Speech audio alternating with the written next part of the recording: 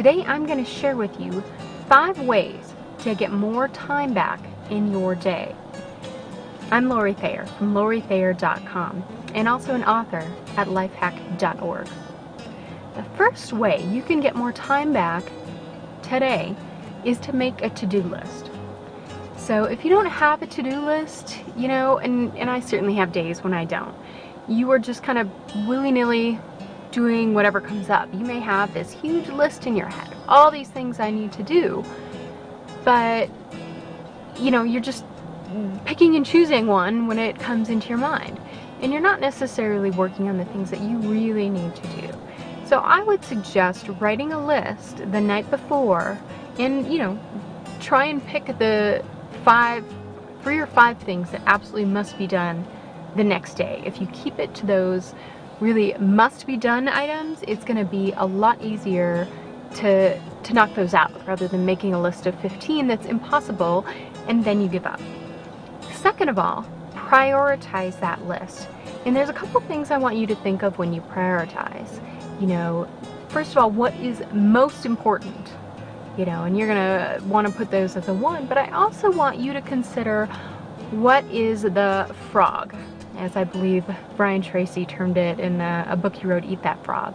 It's like, what is that task that you're kind of dreading? Maybe you want to do videos, but you're kind of dreading it and you don't like yourself on camera, or there's some other task that you've just been putting off and it is just weighing on your mind.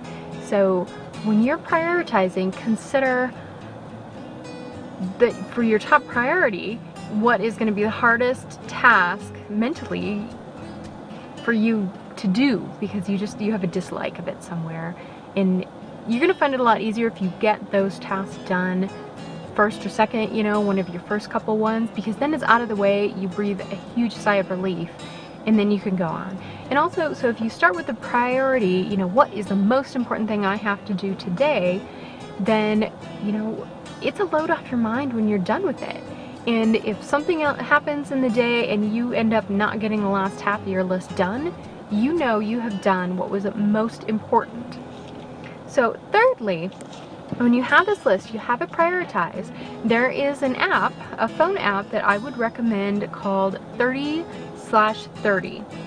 And I've started using this on my iPhone, and what it is you can put your tasks in there, and then you can set a timer, like a 30-minute timer, and you can change into a different time if you like.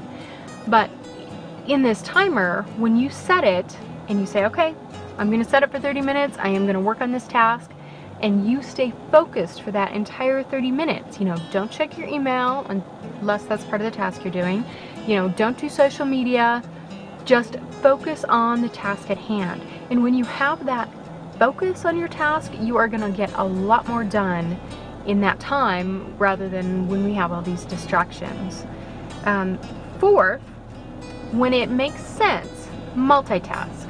Now, a lot of times we find when we multitask that we get less done, because in task switching so often, you have to spend time kind of remembering where you were and getting started again. But there are times when multitasking is great. So, for example, if you're doing housework around the house, you can at the same time be getting some exercises in, right? You can do, calf raises and lunges and squats while you're brushing your teeth. That is a great way to get in another activity while you're doing something that you just have to do. Another way that I really like to multitask is when I'm in the car, as I am now, and I'm driving, I listen to audio programs. It could be a book, it could be a training program, and that's a really great way to multitask too. So think about multitasking when it makes sense. If it's hard and you find you're losing more time because you kind of have to remember where you were, sometimes it doesn't make sense. Don't try to multitask with everything. Lastly, look at your list and trim out what you really don't need.